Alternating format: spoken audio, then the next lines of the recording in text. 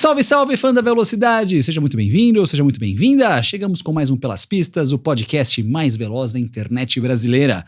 Fim de semana de mais uma prova na Fórmula 1, uma prova bem disputada lá no Azerbaijão, campeão na Fórmula Indy, um tricampeão na Fórmula Indy, Gabriel Bortoleto, líder da Fórmula 2, e alguns outros assuntos que teremos no programa de hoje. Então, recadinhos básicos, tá no YouTube? Like no vídeo, se inscreva no canal, compartilhe com os novos amigos. Você pode ser membro também do nosso canal no YouTube. Plataformas de áudio, estamos em todas. Pode ir ali daquela classificação 5 estrelas, também compartilhar com o pessoal. Tem muito assunto bacana no Pelas Pistas dessa semana, além também da nossa lojinha, onde você pode ter as canecas do Pelas Pistas, pelaspistas360.com.br. E seguimos acelerando mais uma vez. O time tá afiado aqui, já percebi aqui. Tudo jóia, senhor Christian Fittipaldi? Caiu da cama? Chegou finalmente? Quer que eu jogue a cadeira em você? Opa! Ele tá com uma skin de golfista, o Nelson, hoje. Eu vou jogar cadeira hoje. Tá bravo ali. A gente aprendeu uma Chegou trend bravo, nova. hein? Chegou bravo, hein? A gente vai jogar cadeira hoje. Tá aí, vamos lá. Eu posso fazer uma pergunta? Por que você chegou atrasado? Porque eu moro uma hora daqui, né? Você mora do lado da esquina. E mesmo assim, 90% das vezes eu chego primeiro que você. Atrasado, então. Quem viu os meus stories viu que não foi só o Nelson que chegou atrasado hoje. Não. Eu postei 10h31. Eu estava no horário hoje. 10h31, que a gente grava às 10h30 da manhã. Pro pessoal que não sabe, a gente grava de segunda-feira às 10h30 o programa. 10h31, só tava eu aqui e o pessoal da técnica. Estavam aqui já. Só que eu e o Thiago, a gente tem que sair domingo à noite pra chegar aqui de manhã, né? O Cris, ele acorda, ele chega aqui ainda tirando remela do olho. Aqui, isso é, o pior é que isso é semi-verdade. Né? Bom, vamos começar o programa. Bora começar o programa de hoje. Programa muito bacana. Começando mais uma vez, Grande Prêmio do Azerbaijão. Uma prova legal, hein? Eu achei bem bacana a prova do Azerbaijão. Segunda vitória de Oscar Piastri. Legal, eu achei muito boa a corrida. Achou muito boa a prova. Muito boa. Muito boa. Muito boa. O que você achou? Eu achei que eu errei no nosso bolão, né? Bom, mas... É assunto daqui a pouco, nosso bolão. Mas não foi essa a pergunta. Não, eu achei que foi... O Piastri realmente, ele... Como diz o Bortoleto, ele é ET. Ele só tá melhorando, tá ganhando confiança. Ainda mais nessas pistas que ele não conhecia tanto, né? Ele tá cada vez melhor. E eu acho que nesse nível na Fórmula 1, a gente já falou sobre isso várias vezes aqui, o talento a gente sabe que todos eles têm. Talvez é um pouquinho a mais aqui e ali de alguns pilotos. Mas o que faz a grande diferença nesses dias é o piloto ter confiança. E o Piastri parece que cada final de semana que ele vai chegando mais, ele vai tendo mais confiança, mais uma autoestima forte, junto com o talento dele, com a experiência que ele está começando a juntar. Ele está ficando um piloto difícil de bater. E não só isso, eu acho que quanto mais ele vai crescendo na equipe, mais naturalmente diminui essa confiança do Lando, né? O Lando vai falar, pô, esse cara tá cada dia melhor, né? E começa a aparecer aquele negócio na cabeça. Vai sair para um treino para classificação, eu tenho que virar mais rápido que o Lando, ou tem que virar mais rápido que o Piastri, né? Tipo assim, começa a entrar na cabeça do piloto devagarinho. E enfim, eu acho que a McLaren tá com 2 pilotos muito bons e eles vão ter que gerir isso muito bem para não dar problema futuramente. Uma coisa que eu paro pra pensar hoje, se o campeonato, do jeito que o carro da McLaren tá, começar do 0-0, ia ser uma treta legal. Porque se a gente pega as últimas provas, eu tava até pegando aqui exatamente as últimas provas do campeonato. Se a gente for pegar o desempenho recente das últimas... Da Hungria pra cá, o piloto que mais pontuou foi o Norris. Foi o Piastri. É o cara que mais pontuou da Hungria pra cá. Acho que isso vai bastante em linha com aquilo que vocês estavam discutindo, ou que você estava discutindo antes, estava comentando, né, que ele tá pegando confiança, ele tá melhorando. E todo mundo que acompanhou a corrida nesse final de semana, ele tava guiando no limite, da primeira volta até a última. Ele não bateu, mas ele encostou no muro. Tem uma diferença bem grande, ou seja, ele tá usando todo o centímetro da pista e ele conseguiu perceber que quando o carro ia escapar, ele ainda continuou usando a pista e, encostou no muro e continuou. Ou seja, tem uma diferença bem grande de você passar do limite e bater no muro e naquele ponto encerrar a tua corrida. A outra coisa que me chamou a atenção é aonde ele estava posicionando o carro no final da reta, para não deixar o Leclerc passar. Não foi uma vez, foram 2 vezes, foram várias vezes. Então não era nem tanto muito por dentro, porque é óbvio, ele podia frear completamente do lado esquerdo ou do lado, quem tá olhando de frente, do lado direito da pista. Ele ia estar encostado no muro do box, ninguém ia te passar por dentro.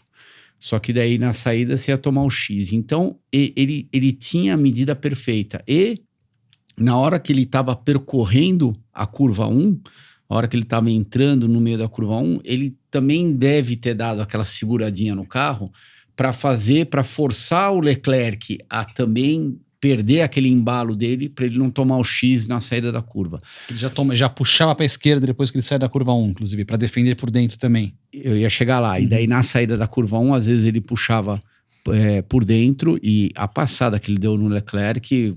Nossa, pegou o Leclerc de calça curta porque ele não estava esperando. Tanto que o Leclerc começa a entrar na curva no ponto de tangência dele perfeito, né? A hora que ele estava procurando o, apex lá da curva, então ele começa a virar à esquerda. A hora que ele começa a virar à esquerda, você percebe que o carro dele volta para a direita porque ele não estava esperando ver a McLaren do Piastri lá. Então, nossa, fala o quê do ET? O cara foi 10 esse final de semana. O Piastri até brincou que disse que o engenheiro ficou bravo, porque ele deu uma forçada no primeiro stint de pneus, e aí o engenheiro, não força muito. E na ultrapassagem ele forçou, falou, acho que o meu engenheiro ficou bravo, mas eu queria ganhar essa prova, que fiz essa manobra, realmente o dive bomb, que foi muito bonito pra cima do Leclerc. Então... não tem muito o que falar. Ele foi gênio esse final de semana. E o próprio Leclerc também admitiu depois que ele não se defendeu direito nessa disputa. Ele também não imaginou que o Piastri fosse dar o mergulho. Eu acho que não é nem não se defendeu direito, como você acabou de comentar, ou como ele também tinha comentado. Ele não estava imaginando que o Piastri fosse... Ou, de repente, ele até imaginou que o Piastri fosse passar ele na freada, só que ele fosse frear tão mais tarde que ele ia sair do lado de fora da pista e depois ia tomar um X na saída da curva, coisa que não aconteceu. Tá aí, os destaques então, na vitória do Piastri. Norris. Acho que o Norris veio bem. Largou de 14º. Acho que veio bem. 15º, não foi? Ele classificou em 15º, mas como o Hamilton largou no box, ele largou em 14º. Então...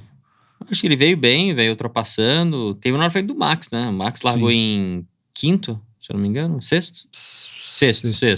E ele 14º terminou na frente do Max. Então, diminuiu mais um ponto. Ele foi um damage control, né? Porque ele largando onde estava, o Max poderia ter aberto mais o campeonato. Com o acidente que teve, ele acabou descontando 3 pontos. Sim, mas de onde ele largou, né? Sim.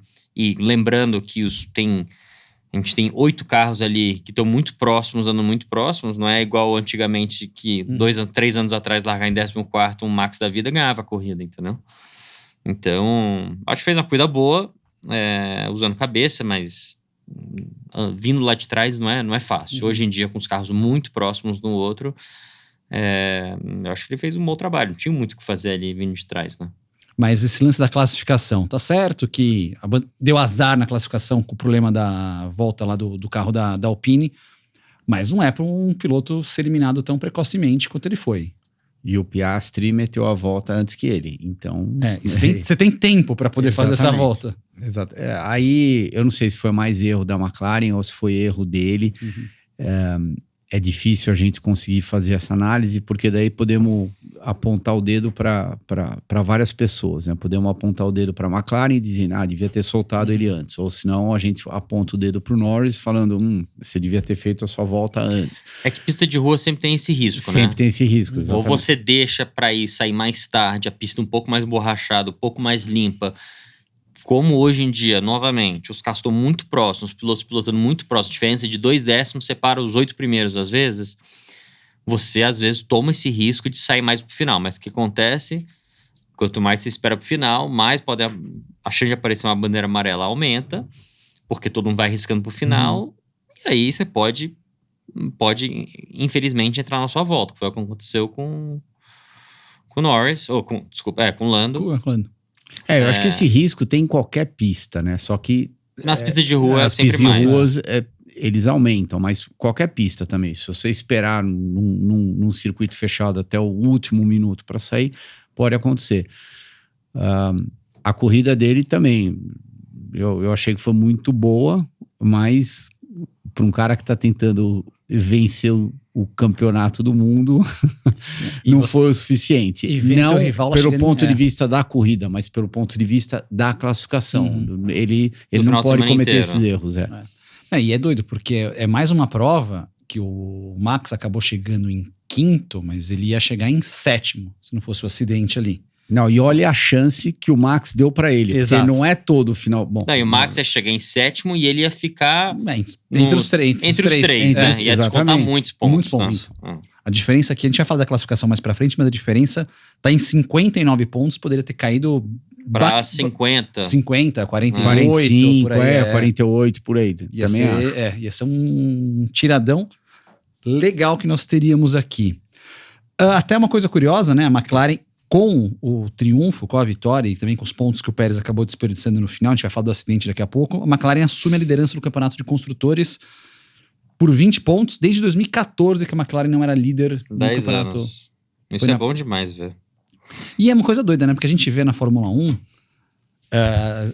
10 anos uma equipe tamanho da McLaren, que foi multicampeã, como se pra você cair, você cai rápido, mas pra subir tem que trabalhar bastante.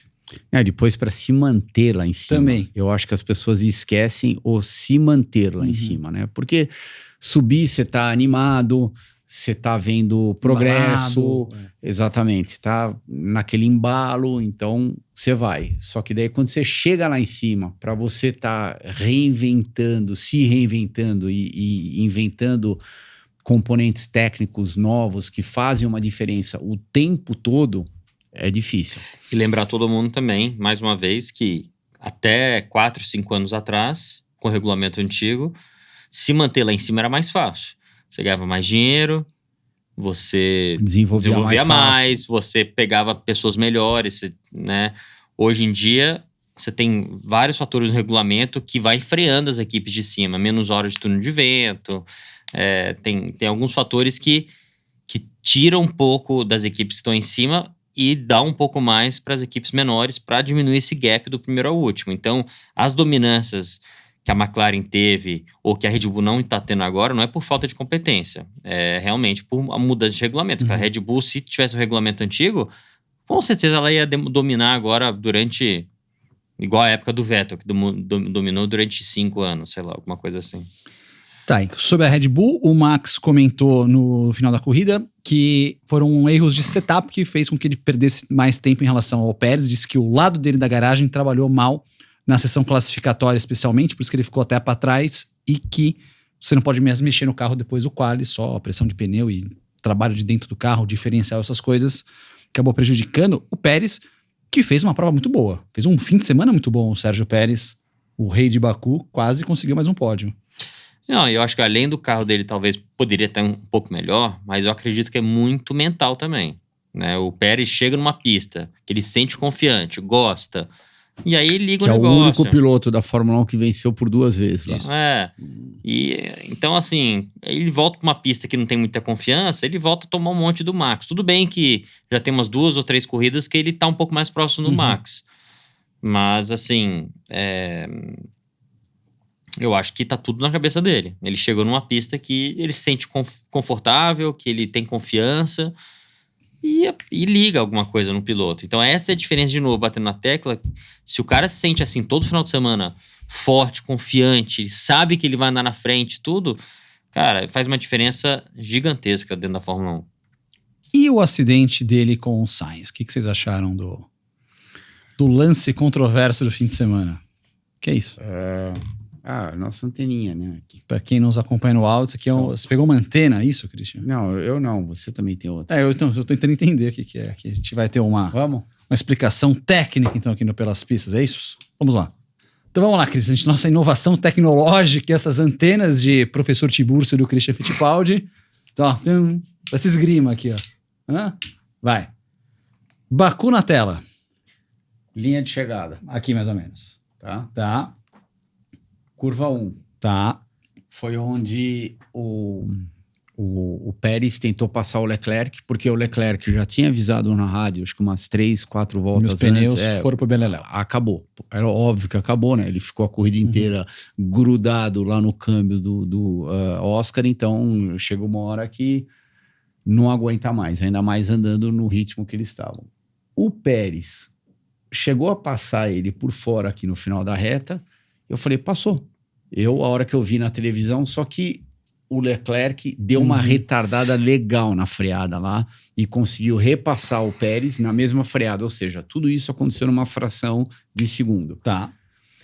Daí, ele segurou o carro muito bem aqui no ponto de tangência, parou a fila inteira atrás dele. Consequentemente, o Sainz passou o Pérez também, porque o Pérez estava meio por fora, mas na confusão toda ele também teve que dar aquela tirada de pé, desequilibrou tudo. O Sainz conseguiu passar pelo Pérez. E daí, a hora que eles foram para a curva 2, o Sainz dos três, do jeito que eu vi, foi quem saiu mais embalado. A hora que ele saiu mais embalado, ele não tinha mais para onde ir para o lado de dentro, porque o Leclerc já estava freando para o lado de dentro. Então, ou seja, ele veio para o lado de fora. Você quer saber? Eu nem acho que ele estava pensando em passar o Leclerc. Ele estava meio que se defendendo do Pérez, no sentido que, se ele freia atrás do Leclerc, ele ficou com medo que, de repente, o Pérez ia tentar vir por fora, porque a partir do momento que você é o segundo carro freando atrás do primeiro, você não vai frear no mesmo ponto, você vai frear um pouquinho mais cedo. Então, você vai deixar o lado limpo da pista para o Pérez tentar atacar de novo e, de repente, ele consegue fazer a curva por fora. Eu não acho que ele tentou passar o Leclerc, e sim meio que se posicionar para tentar minimizar a besteira que poderia acontecer. Você quer falar da porrada? Eu também vou falar, mas enfim, foi logo depois, né? Foi aqui nessa reta, que é uma reta também que é grande e tem DRS aqui. E é uma reta, ó, apesar de todo mundo olhar aqui, parecer que é uma reta, ela é um pouco em curva. Então, naturalmente, aquela trajetória que eles fazem saindo da curva 2, né? Deixa eu ligar aqui a minha varinha de novo. Saindo aqui da curva 2 e indo para a curva 3, são duas curvas para a esquerda. Esquerda e esquerda. Então, quem tinha preferência era o Pérez na próxima curva, lá na curva 3. Só que a hora que ele chegou aqui na curva, que eles saíram da curva 3, é muito claro. Você pode ver o carro do Leclerc, ele já naturalmente... Não, antes do Leclerc. Tá. Ele já naturalmente consegue, ele já começa a virar para a esquerda. Porque a reta inteira vira um pouco para a esquerda. O muro vai chegando, vai avançando. Isso, e daí ele volta para o lado de fora para frear para a curva 3. O Sainz seguiu o Leclerc, não fez nenhum centímetro a mais. O Pérez ainda tinha mais espaço. Ou seja, eu acho que foi incidente de corrida, porém, poderia ter sido evitável pelo Pérez. Tá. Júnior. Sem a varinha também? Quer a varinha ou não? Precisa. Tem uma vermelha e tem uma preta. Você escolhe. Mano, essa tecnologia aí é do seu tempo. Tá. Não tem muito o que falar. Foi incidente de corrida / culpa do Pérez. Foi isso. O Pérez podia ter evitado, veio muito próximo do lado dele. Não precisava ter vindo tão próximo do lado dele. E ele que causou. Assim, incidente de corrida / se tiver que apontar para um lado, foi ele, entendeu? Mesmo com o carro mais por dentro do Sainz, e o Sainz meio que dando essa jogadinha mais pra esquerda. Porque uma coisa que eu vi que os dois falaram nas entrevistas pós-corrida, que eles estavam tentando pegar o vácuo do Leclerc. Ninguém queria dar espaço também para poder tentar aproveitar um pouco mais o vácuo do Leclerc. Por isso que a gente fala incidente de corrida. Mas se tiver um deles poderia ter evitado, teria sido o Pérez, porque assim, de onde os dois estavam encostados, tinha coisa... Vamos supor, vamos pegar um lado do outro, assim. Tinha mais coisa suja do lado mais próximo da Ferrari do que da Red Bull do lado esquerdo. Do lado esquerdo era a tangência mais natural. E do lado direito, que era o muro, que eles estavam um pouco afastados já, era o lado onde devia ter mais sujeira.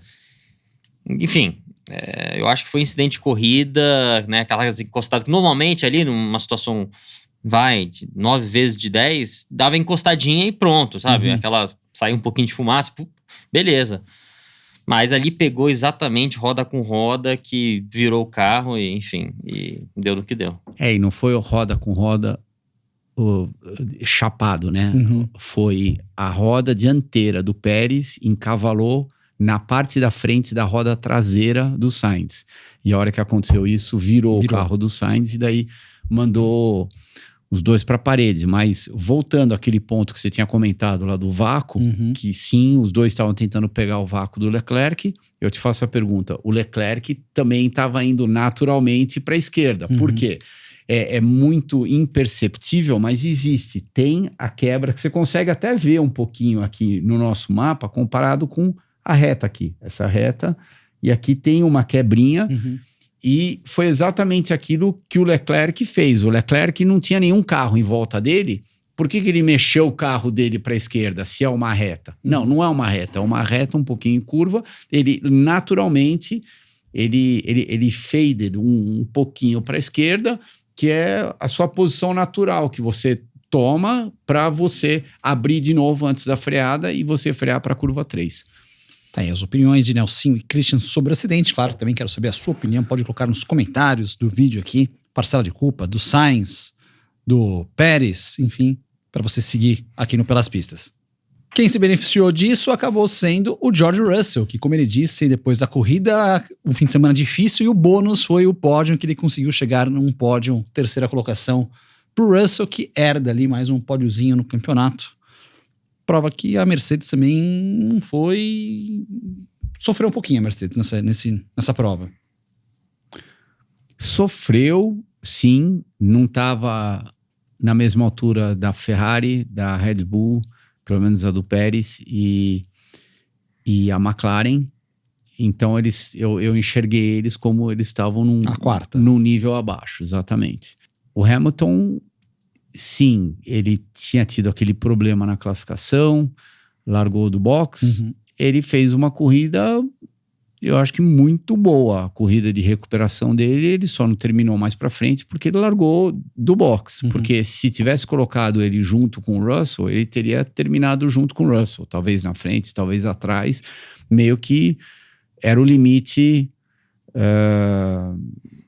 era o limite deles nesse final de semana. E aquilo que o Russell falou logo depois da corrida foi muito bem dito, né? Eles não estavam à altura dos concorrentes e aquele pódio meio que caiu do céu para eles. Caiu do céu para eles. Dois assuntos bacanas que nós tivemos na prova também foram os novatos do fim de semana. Tudo bem com a varinha aí, Cris? A varinha do Harry Potter, né? Então, aqui, ó. Agora eu tenho a varinha, eu posso... Aqui, ó. Mereço. Nossa novidade tecnológica em 2024. Dois novatos fizeram boas provas aqui hoje, no domingo. Colapinto e o Berman. Começando com o Colapinto, foi o primeiro argentino no top 10 de um grid da Fórmula 1 desde o Carlos Reutemann, no Brasil 82. E o primeiro ponto de um argentino desde a África do Sul, que foi a primeira prova do ano, de 82. Segunda prova do Colapinto, que fez um fim de semana muito Classificação bom. Classificação e corrida. Que ele ia na frente do álbum. Os dois, né? O Berman e o Colapinto na também. Frente dos dois. Assim, eu acho que esse assunto foi 10 vezes mais interessante do que o nosso mapa de Bapucu aí. Dois pilotos jovens, né? Interessantemente, na Fórmula 2... não tão fazendo aquele nada demais, e chegaram na Fórmula 1, ficou bem feio pro Sargent, né? Assim, o Sargent sai depois de, enfim, deles terem insistido muito com ele, e o Colapinto já chegou mostrando muito serviço, classificando na frente do álbum, assim, impressionante. E se eu não me engano, Thiago, me corrija se eu estiver errado, o Colapinto é o primeiro ano de Fórmula 2? É o primeiro ano de Fórmula 2. Primeiro ano de Fórmula 2. Então, assim...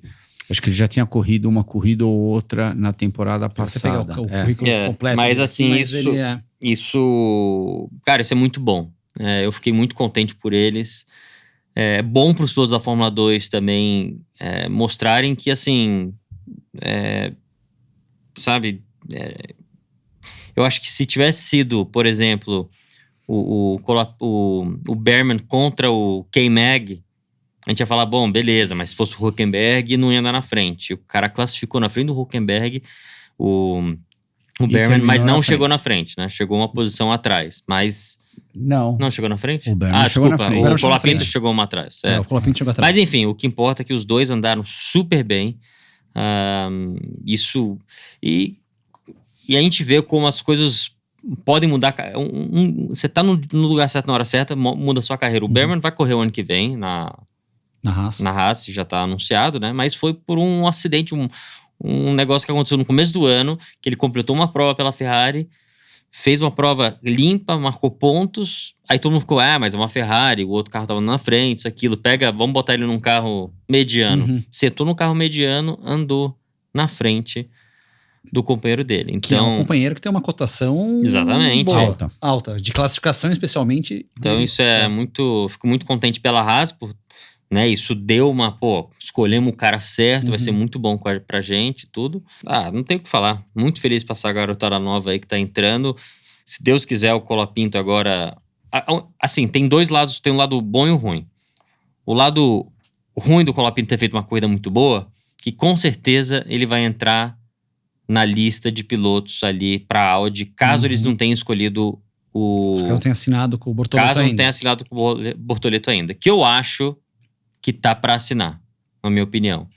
Se não assinou ainda, ou se tiver um pouco próximo, o Colapinto entrou na fila, com certeza, pelo que ele entregou esse final de semana. Inclusive o James Vowles, o diretor, chefão da Williams, disse que quer achar uma vaga pro Colapinto pro ano que vem. Ele merece. Ele realmente me impressionou. E ele bateu nos treinos, né? Sim. Ficou o segundo ou o primeiro treino, não lembro agora. O segundo. Foi pra classificação e classificou na frente do Albon. Não, esse aí foi o Behrman. Mas o Colapinto também teve um problema. Também. Então, mas o Behrman, o que me impressionou dele, aproveitando esse gancho que você acabou de falar aqui, que ele bateu lá no treino, é que ele bateu na primeira volta do P3.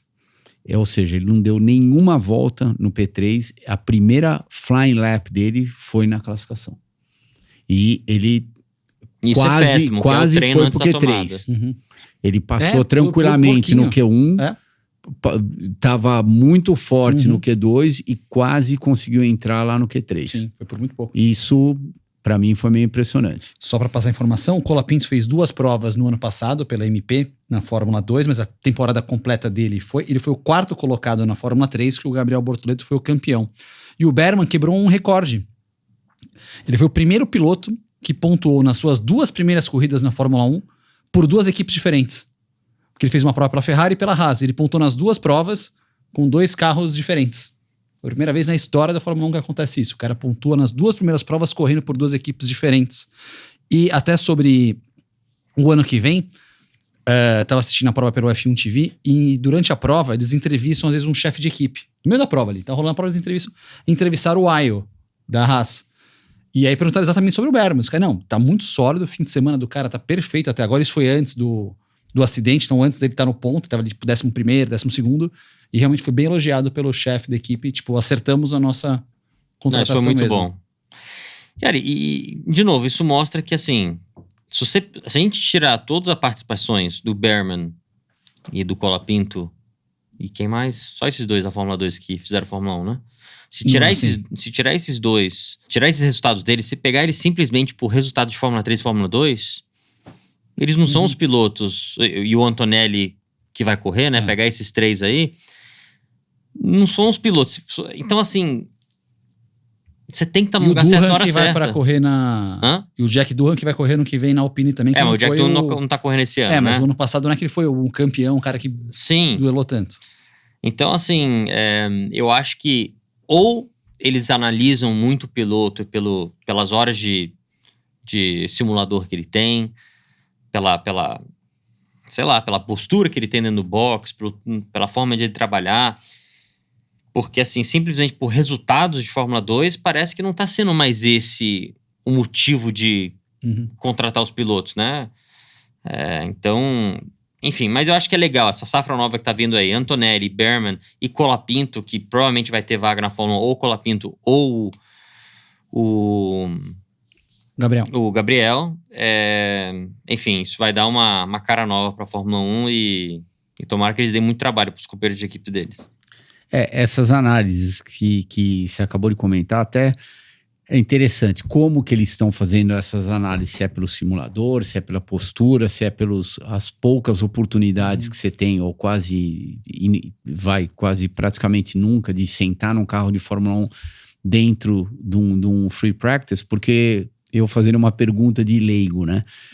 Então, se o Colapinto e o Behrman, que estão em sexto no campeonato da Fórmula 2 e o outro não está nem entre os 10 primeiros, fazem o que eles fizeram em Baku, se você colocar o Adjar e o Bortoleto nos respectivos carros de Fórmula 1, então eles iriam bem melhor.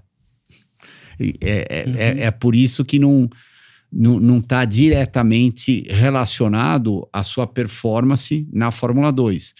Um exemplo disso, eu diria que é a grande confiança que o Toto Wolff tem no Kimi Antonelli. O Kimi foi bem? Sim, considerando que ele foi direto da Fórmula 4 para a Fórmula 2, ele fez uma temporada. Agora, ele foi um ET na Fórmula 2? Não, de jeito nenhum. O Bortoleto, na minha opinião, está sendo muito mais ET do que ele. Não, sem dúvida. A gente vai entrar no assunto Fórmula 2 daqui a pouquinho para falar, inclusive, que o Bortoleto, líder do campeonato na Fórmula 2. Só para arredondar, então, Fórmula 1, restando 7 corridas e 3 sprints, que nós temos as provas com pontuação, então são 10 chances de pontuação que nós temos na Fórmula 1. Max é o líder com 313 pontos, 59 a mais do que o Norris. Leclerc 235 e o Piastri 222. Piastri entrou nessa briga. E outra coisa que o Max tá dando graças a Deus é que o Leclerc vai querer brigar pelo segundo lugar do campeonato. Então isso vai segurar o Lando um pouco para trás, porque quando tiver uma disputa entre os dois, o Leclerc vai pegar pesado com ele para tentar chegar no campeonato e pegar um vice aí. Então isso vai ajudar o Max também a dar uma respirada lá na frente, porque os dois vão ficar se brigando. E tendo dito isso que você acabou de falar, o Piastri não tá muito longe do Leclerc também. Não. E não tá longe do Norris, não. Então, ele recuperou bastante. Vai que ele dá outra embocada lá em Singapura. Daí tá quase pau a pau com o Norris. Vamos supor, imagina esse cenário. O Max tem um problema mecânico em Singapura. E o Piastri vence Singapura, ele passa a ser provavelmente o vice-líder do campeonato. Depende da pontuação do Leclerc. Vai depender da pontuação do Lando e lá do Leclerc. Mas ele vai estar bem próximo. Bem próximo. O Piastri tá 91 pontos do Max e tá 32 do Norris. Então, se o Max e o Norris abandonam, o Piastri ainda não é vice-líder. Só que assim, come completamente a diferença nessa briga pelo vice, que é uma briga interna da equipe. Assim, peraí, quem que vai ser o número 1 da brincadeira? Exatamente. E se a McLaren for analisar as últimas 4 corridas, o Piastri claramente... Nas últimas 5 provas, o Piastri claramente ele foi melhor do que o Lando. Então, vão faltar ainda 9 ou 8 corridas até o final do ano. 7 mais 3 sprints. Então, 7 mais 3 sprints, a McLaren vai começar a se questionar. Será que a gente ajuda o Piastri ou ajuda o Lando? Não é nem isso, né? É controlar os dois, mais o Lando, que o Lando acha que ele... E assim, é óbvio que ele tá na equipe faz mais tempo, é o cara que trouxe mais resultados para a equipe ultimamente e tudo. Ele vai querer a atenção toda para ele. E se a McLaren não gerir esses dois direitos, vai dar faísca. Mas a hora que a McLaren pediu pro Lando segurar o Pérez durante a corrida... Ele segurou. Sim. E isso fez uma diferença pro Piastri. Porque senão, provavelmente, na hora de voltar pra pista, o Piastri teria voltado atrás do Pérez e daí teria tido uma canseirinha para passar pelo piloto da Red Bull. O próprio André Stella falou que ele dá 50% da vitória do Piastri, graças à ajuda do Lando. 50 eu não diria. Eu diria talvez 20, 30, eu acho que sim. 50 não. Porque o moleque guiou muito. Só que o Lando tem que se colocar na posição para também disputar esse título. Tem que fazer pole position, tem que estar lá na frente, estar lá na frente. Tem que se colocar na posição de um title challenger. É isso que ele tem que fazer. Por enquanto, ok, ele tá indo bem, pelo amor de Deus. Tem muito talento. Quando ele acerta na classificação, principalmente na classificação, ele acerta. Por exemplo, a corrida de Zandvoort dele. Ele matou o Max na casa dele. E imagina o que não estava tudo jogando a favor do Max. Por quê? Ele acertou aquele final de semana. Agora, ele também não pode errar que nem ele errou em Baku. Cenas dos próximos capítulos no próximo final de semana. Então, o Grande Prêmio de Singapura. Uma prova que depois vai dar uma pausa de um mês para a Fórmula 1. Ali, praticamente um mês para a Fórmula 1. Em que muita coisa vai se encaminhar também no mercado de pilotos. É o que falam sobre as chances de Bortoleto na Fórmula 2. Vamos entrar então na Fórmula 2. Gabriel Bortoleto, líder do campeonato. Fim de semana em que ele aproveitou bem. Se o Norris não aproveita as oportunidades, o Gabriel está aproveitando as oportunidades. Pontuou nas 2 corridas. Na corrida sprint tivemos a primeira vitória paraguaia na história da Fórmula 2 com o Joshua Dirksen, o Jack Crawford em segundo e o Gabriele Mini na terceira colocação. Foi a primeira corrida do Gabriele Mini na Fórmula 3. Então. Na Fórmula 2. O Bortoleto foi quinto e o Enzo 13º. Na corrida longa, marcada por um forte acidente lá provocado pelo Kush Maini, o Verschoor venceu a prova, o Vitor Martins em segundo, o Kimi Antonelli em terceiro, com o Bortoleto em quarto e volta mais rápida, e o Enzo P11. Você vai falar do Mini, primeira corrida dele? Né? Primeira corrida dele. Liderou grande parte, Liderou né? boa parte. Exatamente. Ele e o Mansell, que não tem nada a ver com o Mansell, Nigel Mansell. Sim. Os 2 pilotos que entraram no lugares dos 2 da Fórmula 1, do Berman e do Colapinto, só para deixar claro. Então, e chegou na frente do Kimi.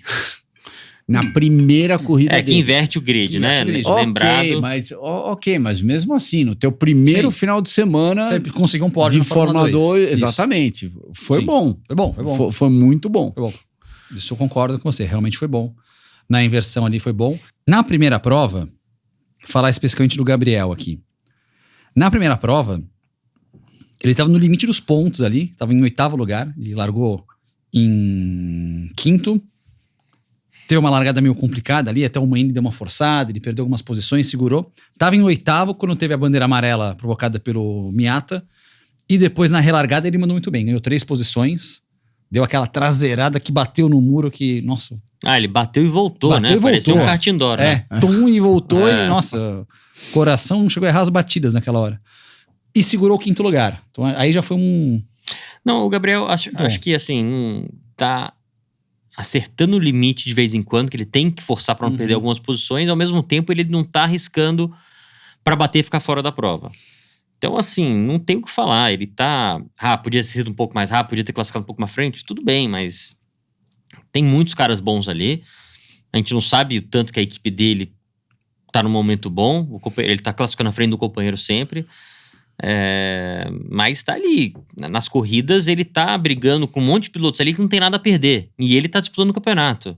Então é difícil às vezes quando você tá ali tendo que, cara, não posso perder posição, pista de rua, que não tem área de escape, e aí você tem um monte de louco lá que tá no meio que precisa mostrar serviço, porque tá chegando no final do ano, eles precisam de um patrocínio, precisam renovar pra uma equipe boa, ou querem mostrar alguma coisa, e ele tá no meio desses loucos aí, sem perder posição, arriscando de vez em quando tem, e conseguindo terminar as corridas. Então, eu acho que não dá pra pedir mais que ele. Tá líder do campeonato agora, primeiro ano dele, contra o Adjar, que é o segundo ano de Fórmula 2, e tá muito bem. Ele classificou atrás nessas 2... ele teve que largar em último nas 2 provas do final de semana, que ajudou o Gabriel. Mas o Gabriel muito bem podia ter jogado essa prova fora, brigando com aqueles caras que não tem nada a perder ali no meio, e ele conseguiu se manter vivo ali, marcar bons pontos e tomar liderança. Então, com certeza o Adjar deve estar com a faca aqui no pescoço, que ele sabe que ele precisa ganhar esse campeonato para ter qualquer chance pequena, porque se ele perder o campeonato para um rookie, para um novato, é capaz de ele não sobrar nada para ele. Então, a chance, o que vai sobrar para ele, talvez um Toro Rosso, o Visa Cash App ou o Red Bull, se ele ganhar o campeonato. E se ele não ganhar o campeonato, em teoria, se ele continuar na Fórmula 2, seria o ano 3 dele na Fórmula 2. Então, vai ficar muito complicado para ele. E uma outra coisa que chama muita atenção no Gabriel e na Fórmula 2, é isso que vai muito de encontro com o que você fala, Nelsinho, porque na Fórmula 1, você tem tipo uma hierarquia, uma ordem de equipe, não sei o quê. Na Fórmula 2, tá cada um correndo pra tua carreira, então tipo, você não vai conseguir dosar. Eu vejo muita gente... Acho que já tivemos algumas faíscas do Maini com o Bortoleto. O próprio Bortoleto falou aqui no Pelas Pistas sobre isso, né? De umas rusgas dos dois. Mas eu não posso nem culpar o Maini, porque o cara tá disputando a vida dele. Tipo, o cara também não... Imagina o chefe de equipe da Fórmula 2, deixa o cara passar. Peraí, por que deixa o cara passar? Eu também trouxe orçamento pra correr. Também. São patrocinadores diferentes, exato. Tipo, cada um tá correndo pela vida. Eu acho que se fosse o contrário, imagina se fosse o contrário, se fosse o indiano disputando o título e o brasileiro tem que ceder, a gente, absurdo, o brasileiro tem que ir pra cima. Então, a Fórmula 2 e Fórmula 3, ela é realmente, os caras correm pra... Não, porque são categorias de acesso. Exato. Não são categorias pra você fazer uma carreira. Tanto que você tem que ficar lá 1 ano, 2 no máximo. Não, você pega o Verschoor tá no 4º ano dele da Fórmula 2, que venceu a prova. É um cara que não vai pra frente. Pelo menos em Fórmula 1. Tanto que nem comentam dele. Comenta-se dele, né? Mas muito bom realmente o trabalho do Gabriel. Ele tem 169,5 pontos contra 165 do Rajar. O Maloney também no 2º ano tem 135. Alguns outros de destaque. O Antonelli, 113 pontos, é o 6º. Tá a 3 pontos do top 5. E o Enzo é o 12º. Com 61 pontos, o Enzo foi 13º e 11º, acabou não pontuando nessa prova de Baku, o Enzo Fittipaldi. Então, de olho aqui. A Fórmula 2 tem mais 2 etapas, Qatar e Abu Dhabi. Qatar vai demorar para chegar e é nesse meio tempo que o Gabriel vai assinar o contrato. Tomara. Se é que ele já não assinou.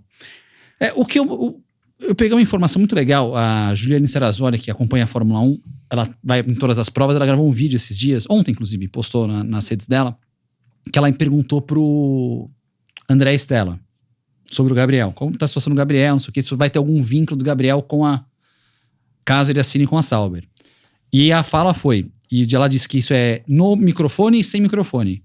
Se o Binotto, quando o Binotto vier falar comigo, porque até agora não veio, eu vou tentar manter, não vou impedir que o Gabriel vá para a Fórmula 1, mas eu quero manter o vínculo com ele.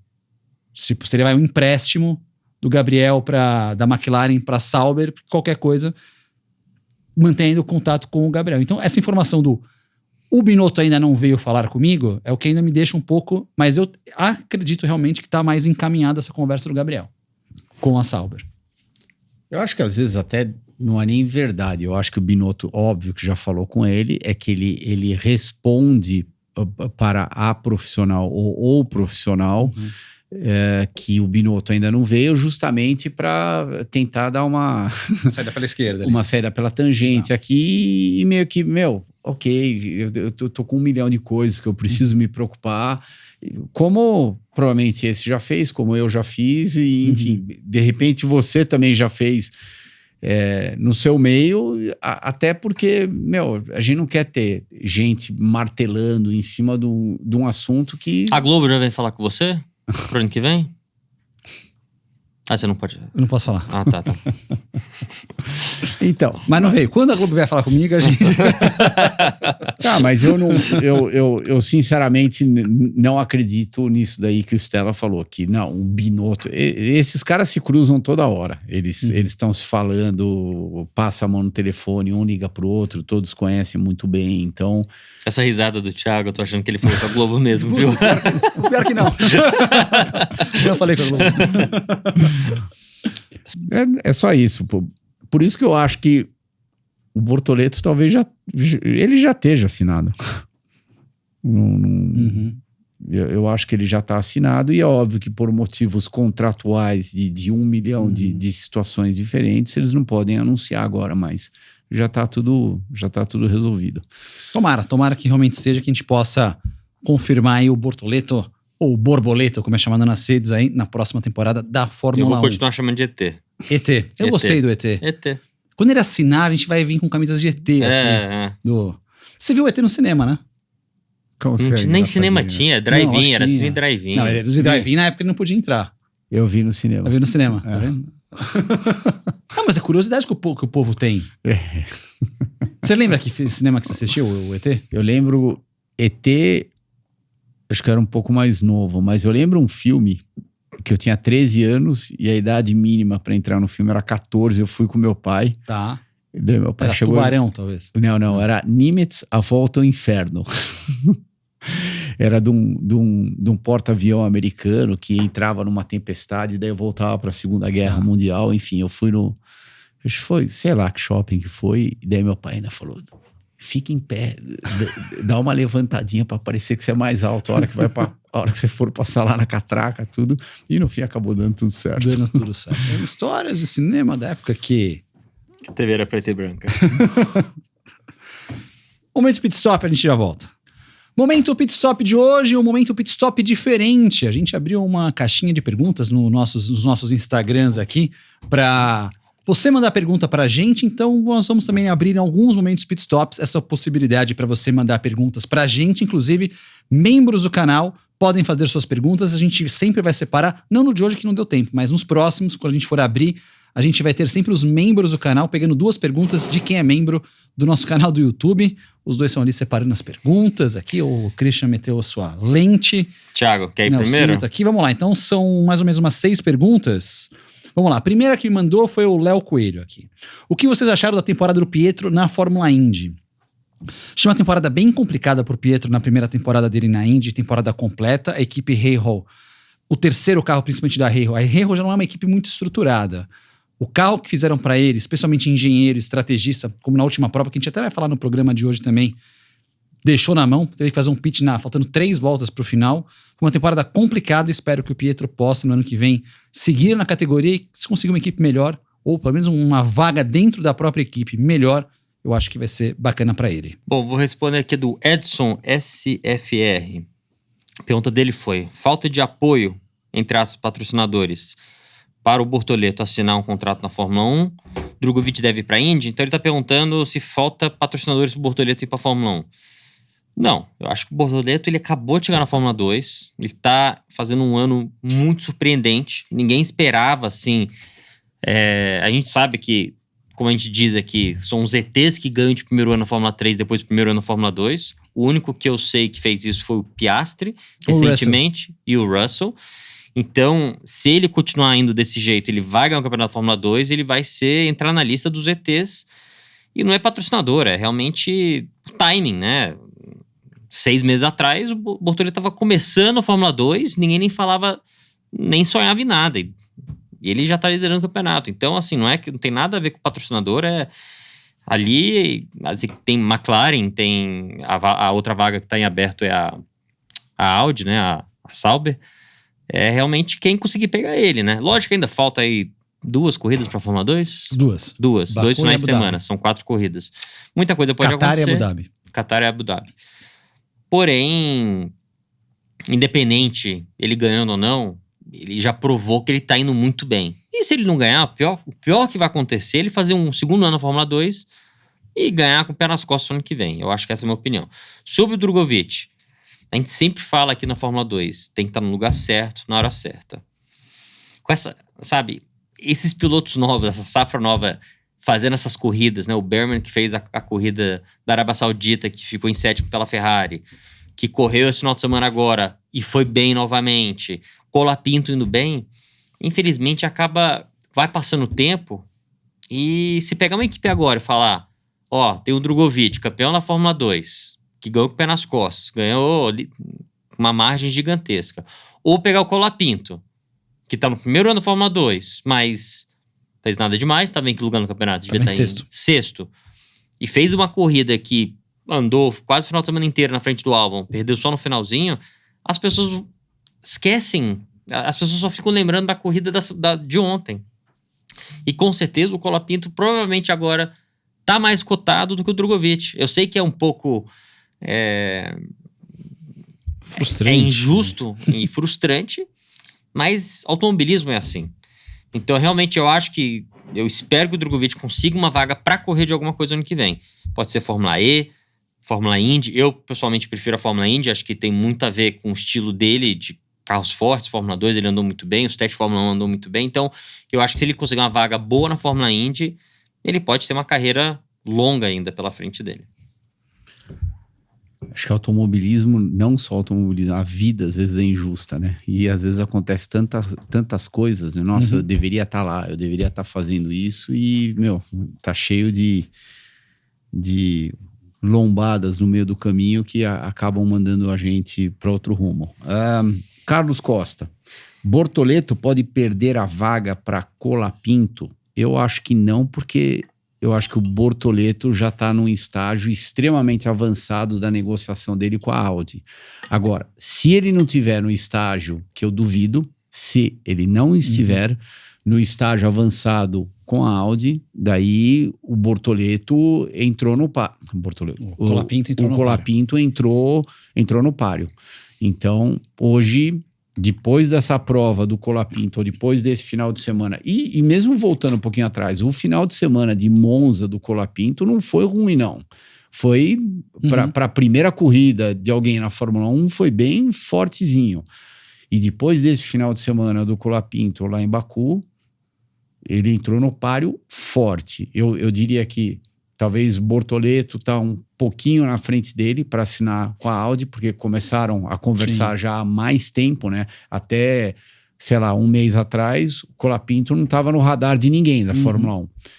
E então começaram a conversar com ele, por isso que já está mais avançado com ele, mas o Colapinto de repente chegou muito forte pela corrida, pelas as últimas 2 corridas que ele fez, e eu acho que o Bottas Bottas tá bem para trás agora.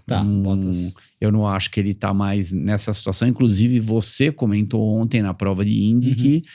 Não, foi você ou foi o Vitor? Eu não lembro. Que ele tá querendo... Exatamente. Que talvez o Bottas tá vendo uma situação lá na Indy, talvez até virar sócio de uma equipe. Não entrou em detalhe se virar sócio e correr ou só virar sócio de uma equipe e meio que tocar a vida daquele ponto em diante. Então...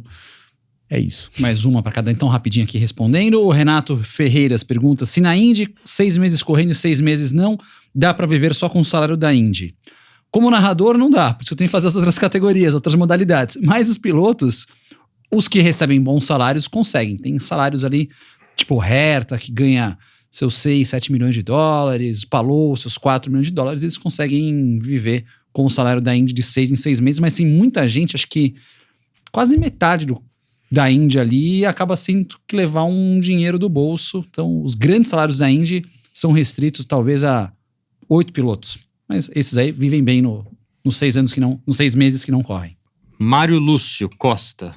Nelsinho, por que não correram com o modelo novo, os Sertões, modelo novo da Can-Am? Porque eu pus na minha cabeça que eu queria ganhar as categorias, queria fazer por etapa, né? O ano passado a gente ganhou o TV3, esse ano eu disputei o TV2, e para correr no TV2 tinha que ser o modelo X3. Já pro ano que vem, eu não sei como é que eles vão fazer.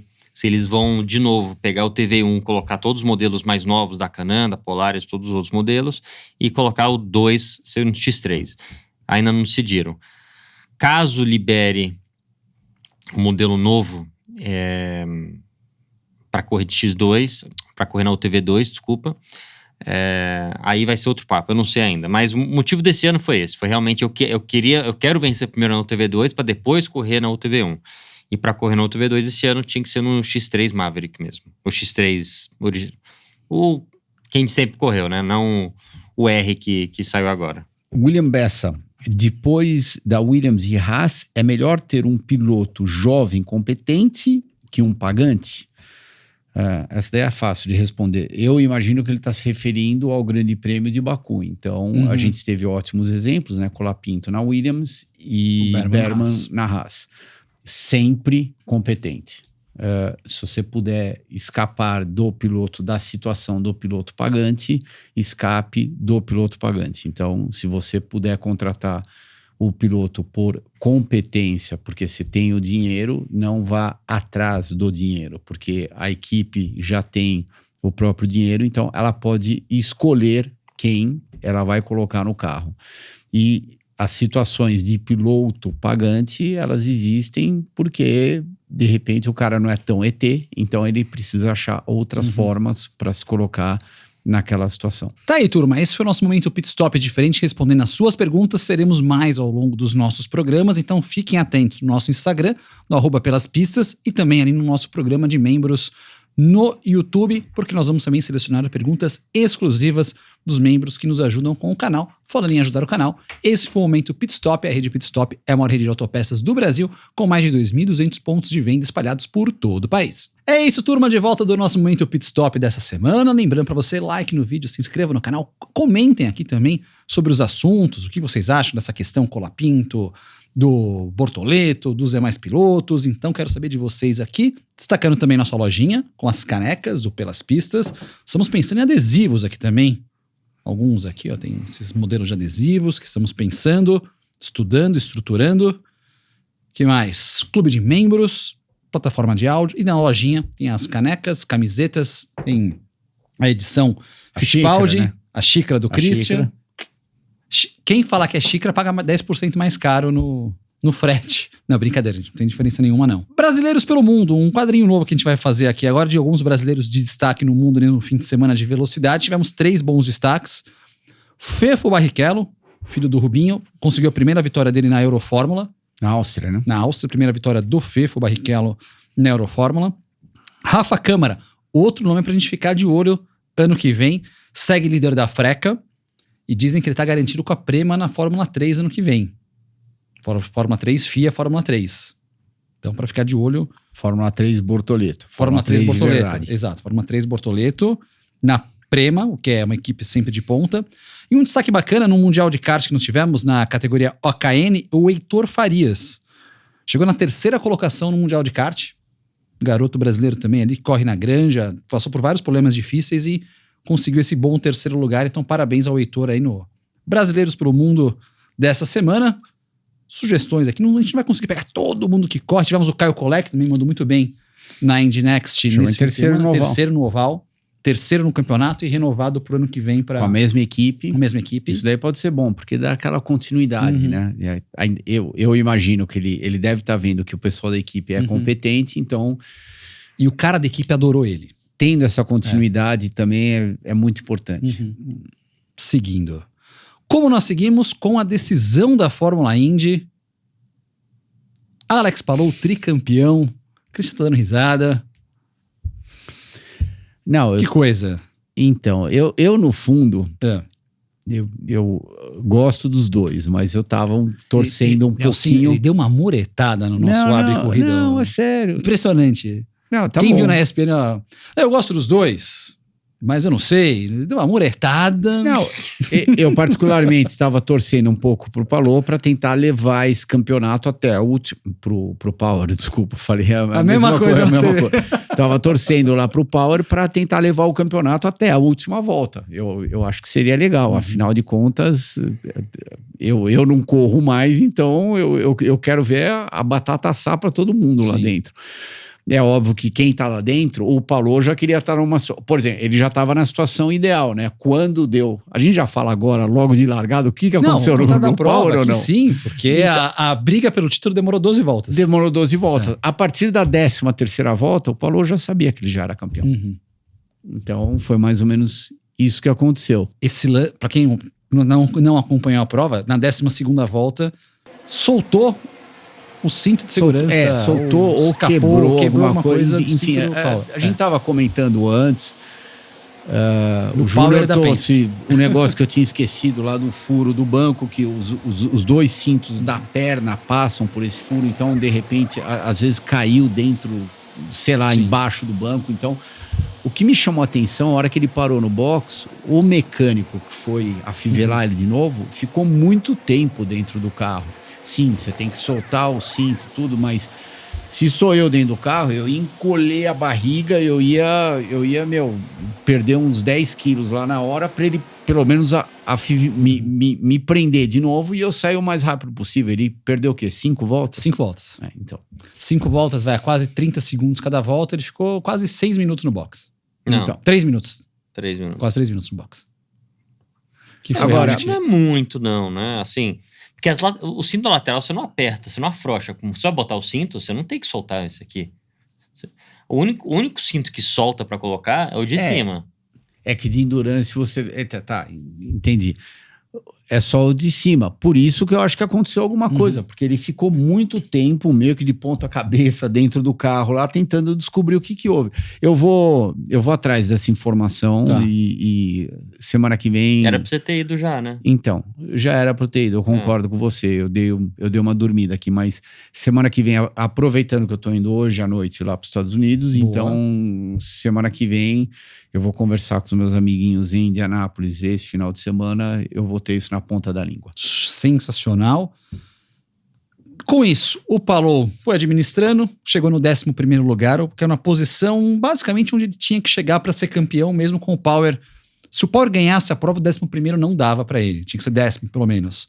Mas conseguiu fazer aquela prova bem administrada, realmente o Palou sem assumir riscos. Agora, alheia à disputa do título, a corrida foi muito legal.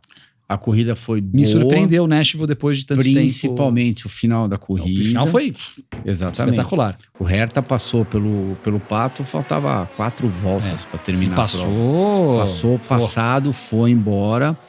Ele estava numa condição um pouco melhor, porque o Pato foi o primeiro a fazer a última parada de boxe, então ele estava com os pneus mais desgastados, né? O Herta estava com um carro muito bem acertado e o que foi legal, se a gente perdeu a briga pelo título por causa do cinto do Power, o vice-campeonato, eu acho que mudou de mãos o quê? Umas 5, 6 vezes durante a prova. Pilotos. Entre 3 pilotos. Então uma hora era o McLaughlin, daí outra hora era o Power, daí outra hora era o Herta. Enfim, depois dessa bagunça toda acabou ficando com o Herta, que disparado fez a melhor temporada dele na Indy. Mesmo comparado aos anos que ele era cotado para a Fórmula 1, né? O Herta é o novo ET, é isso, aquilo. Não conseguiram arrumar a superlicença dele. Ele acabou reassinando com a Andretti e agora acho que a cabecinha dele está calma e comprometida a Indy por muitos anos. Foi a primeira vitória em oval do Herta na Indy, a 9ª vitória dele na Indy, a primeira vitória em oval. Que isso eu fiquei surpreso. E o legal, um bastidor aqui da transmissão, eu tô lá narrando, e lá vai ele, falou no seu Herta, pra sua primeira vitória em oval. Você tá, pô, final da prova, aí o Christian começa a me questionar isso, assim. Você tem Você certeza? tem certeza? E eu no flow da narração. Aí ele, você tem certeza que é a primeira em oval? E eu...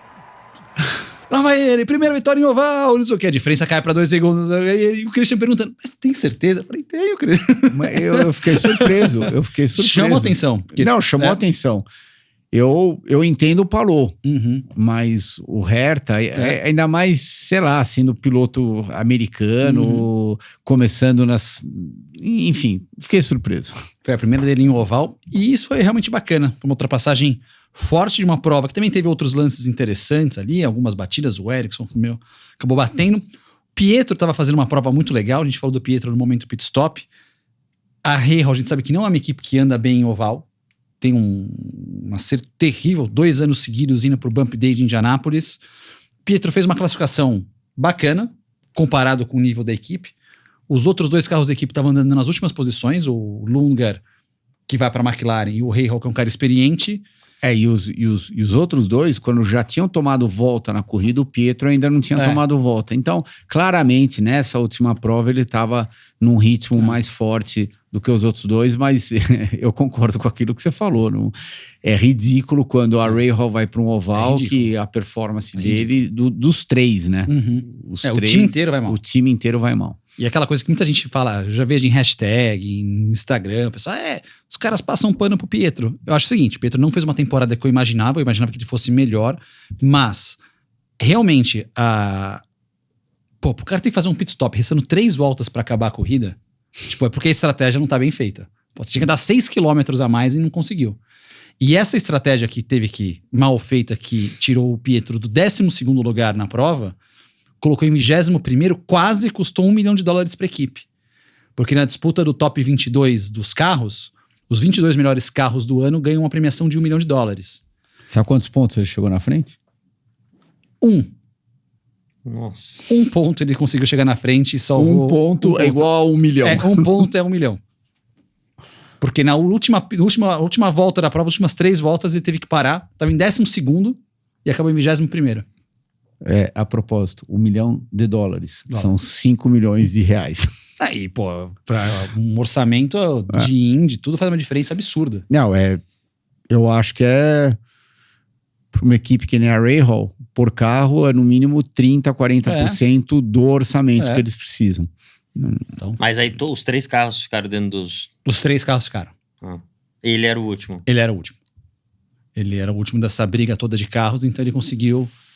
Também era uma briga que estava ponto a ponto com outros carros ali. No final ele conseguiu passar por 1 ponto. Ainda não está garantido no ano que vem. Mas ele é Pietro. muito bem cotado internamente lá na equipe. Graham Isso, já falou várias vezes. Então, ele se colocou numa posição forte. Se é que a gente pode chamar de... Eu nem diria que é queixa, eu diria que é observação. O Graham tinha comentado que talvez ele teria que melhorar um pouquinho. Sim, o ritmo de classificação. Porém o ritmo dele de corrida é muito forte, como a gente já pôde acompanhar várias vezes. Sim. Ele sempre cresce na corrida, mas eu tô com você, Thiago. Eu como você, também esperaria que ele tivesse tido resultados melhores durante essa temporada. Mas eu tenho certeza que 80% disso, a 90% não aconteceu porque ele estava muito limitado com a equipe dele. Ele nas horas que eles acertavam, ele demonstrou que ele tem mais que capacidade suficiente para ir bem. É que a equipezinha dele, principalmente o carro dele, comparado com o Lundgaard e o Rahal, era muito fraco. Agora, voltando sobre o Palou. Como que vocês veem o piloto Palou? Porque o cara, em 4 anos de equipe grande, 5 na Indy, ganha 3 títulos, marcas, já supera nessa brincadeira grandes nomes que nem Zanardi, que nem Montoya, que nem Newgarden. E só não ganhou o 4 na Ganassi, porque teve aquela bagunça toda. De 22 do contrato. Isso, vai pra Fórmula 1, não vai. Zac Brown, pra McLaren. Que inclusive meteu um processo nele de $20. Quem? O Zac. Tá indo pra mediação nos próximos dias. Você já pensou se o Zac ganha? Vintão, o Palou vai ter que ganhar muita corrida e vai ter que correr muitos anos ainda pra frente. Mas um contrato, essa briga aí, o Ganassi deve ter comprado a briga. Com certeza, o Ganassi... Conhecendo o Chip, eu acho que não. 20 milhões é 20 milhões, não é 1 milhão. Mas na hora que ele tomou a decisão, beleza, eu vou enfrentar, falou, Chip, tem essa brecha no contrato, vamos comprar a briga. Não, o que eu fiquei sabendo é que eu te contrato, mas é problema seu e do Zac, seu com a McLaren, você se vira, eu não tenho nada a ver com isso. Tanto que, pelo meu entendimento, a briga é entre Zac Brown e Palou. Exato. O Chip ele nem tá no meio. O Chip contratou o cara mais competente que estava disponível no mercado. Foi isso que ele fez. Contratos à parte. Palou tá se tornando um dos grandes da Indy. Ele poderia ter vencido todos os campeonatos que ele disputou pela Ganassi até hoje. Ele só perdeu um. Ou seja, em 4 anos que ele correu na Ganassi, ele ganhou 3. E esse que ele perdeu, ele terminou em terceiro, não foi? Terceiro ou quarto? Foi. Eu acho que foi terceiro. Terceiro ou quarto. Foi. Mas enfim, ele poderia ter vencido esse também. E não terminou. Tanto que a última prova em Laguna, ele fez a maior diferença do carro da Indy desde 2012, de primeira para segunda foram 30 segundos, um show incrível dele. Realmente um grande piloto. Palou passando também títulos Power, Newgarden, só tá atrás do grid atual do Dixon. Agora, você acha que ele vai tentar alguma coisa na Fórmula 1? Eu acho que não. Eu acho que não. Eu acho que ele é um cara... não tem vaga. Eu acho que ele é um cara que cabia no grid. Eu acho que se tivesse... mais vagas, sim. Exatamente. 26 a 30 carros, daí eu acho que ele estaria mais tendencioso a meio que se arriscar a tentar alguma coisa na Fórmula 1. Mas hoje em dia, do jeito que tá... E é isso que a gente fala, né? Os caras da Fórmula 2, os caras, entre aspas, medianos da Fórmula 2, têm uma chance, aproveitam, Um cara fora do circuito ali vai ser difícil de entrar. O que você faria? Andaria...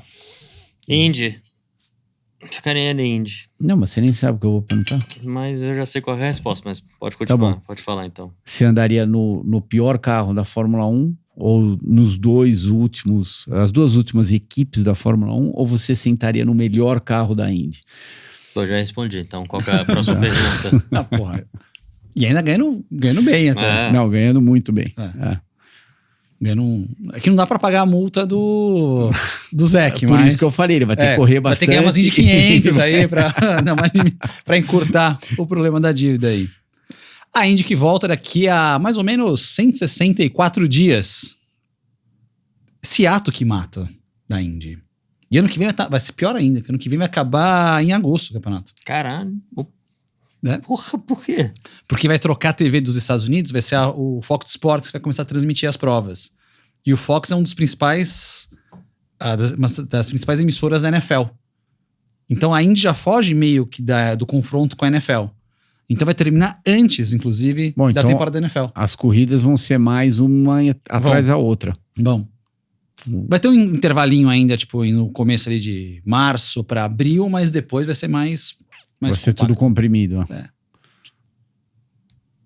Então, a gente tá em 15 de setembro, terminou, eles vão terminar o quê? Final de agosto? Última semana de agosto. Então vai adiantar, 15 dias, vão ter duas corridas, uma ou duas corridas provavelmente, que vai ser back-to-back, que não teve esse ano. E vão ter pouquíssimas dobradinhas esse ano também ali de provas. Antes do encerramento do programa... Bolão. Vamos lá. Ranking do bolão. Eu posso ficar uma semana de férias aqui do bolão que eu não vou ser ultrapassada. Eu cravei o Piastri no pódio e cravei... Não, eu acertei o Piastri no pódio e cravei o Russell em terceiro. Fui para 72 pontos. Nelsinho cravou o Leclerc em segundo, 64 pontos. E o Christian acertou o Piastri no pódio e está com 57 pontos. Na terceira colocação. Pô, eu tinha esquecido da cravada do Russell no pódio. Eu tava bravo, porque antes do acidente o álbum tava em nono. Eu falei, tô cravando o álbum em nono. Mas tá aí. Eu falei Leclerc segundo? Você falou Leclerc em segunda. A gente tinha falado quem no Tsunoda, né? Tsunoda. E Albon. O álbum tava em nono. E ele? Tsunoda. Tá. Que eu já... Então já escrevam os palpites de vocês aqui pra não dar aquela treta de um colar do outro depois. O Christian, principalmente que cola. Você colava na escola, Christian? Quem não colava, né? Todo mundo, né? Pô, eu sei que a minha esposa escuta, mas na faculdade, cara, eu arrumei uma namorada por causa de cola. Eram duas salas, geralmente a outra fazia a prova antes que a nossa. Então você ia lá pegar, né? O que caiu na prova, não sei o quê, o meu namorado por causa de cola. Próxima corrida. Singapura, prova de Singapura. Vamos definir a posição aleatória, que será... Vai lá pra baixo, hein? Vai lá pra baixo. 14. Foi bom 14, hein? Difícil, hein? Vamos lá. 14. O Chris, teoricamente, vai. A gente vai escrever pro Chris não pular. Então, exatamente. Eu tô pensando no 14 aqui já. Então eu vou botar no... Deixa eu ver aqui. Já vou escrever no nosso grupo aqui. Não. Bottas o 14? Bottas o 14. Bottas o 14. Peraí. Você quer que eu já fale os três, tudo? Pode. Só pensar tudo. no meu 14º aqui, peraí. Pensar no décimo... Fala no microfone, senão não vai ouvir aqui. 14º. Tá. Beleza, já coloquei o meu aqui. Então, vamos lá. Você já sabe os seus? Já. Então, vamos lá. Christian Fittipaldi. Deixa eu ver o Neltinho. Já sabe? Já. Boa. Eu vou de classificação. Classificação pole. Lando. Tá. Não. Mudou. Mudou. Eu já escrevi no grupo aqui, tá? Já mudou no grupo? Não, Já. Pode escrever o meu aí, se quiser. Não. Ó, eu vou de Piastri. Na pole? Na pole. Tá. Daí corrida. Eu vou de Piastri, Leclerc e Max. Piastri, Leclerc e Max. E o Bottas o 14º. Exatamente. Tá, o Nelsinho me mandou aqui. Leclerc, A Lando próxima pole. corrida é Singapura, né? Isso, Tá. domingo agora. E- Lando na pole, Leclerc, Lando e Piastri e o Colapinto em 14º. Eu vou de Charles Leclerc na pole. Então temos 3 poles diferentes aqui. Capaz dos 3 errarem. Eu vou de Lando na prova, Charles Leclerc. Historicamente o Leclerc não converte as poles em vitórias. E Oscar Piastri em 3º. E meu 14º, Kevin Magnussen.